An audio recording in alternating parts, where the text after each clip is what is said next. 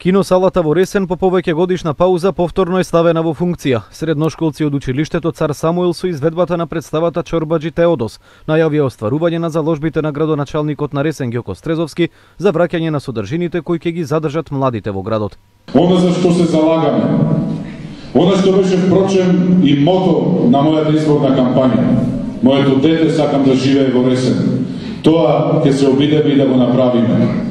Ќе се обидеме младите луѓе, младите деца, преку сите форми на општествено живење, особено преку културата, спортот, науката, образованието, но и преку подигањето на економијата, да ги задржиме тука во Ресен, во Преспа, во своите родни огништа. Некогашниот центар на културните збиднувања во градот со ангажман на надлежните полека се реконструира. Ресенската киносала во иднина ќе биде значаен простор каде ќе се одвива дел од културниот живот на Преспа, порача директорот на Домот на културата Васко Василевски.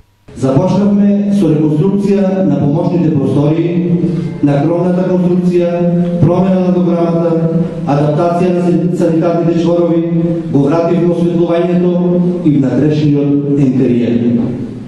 И успеавме.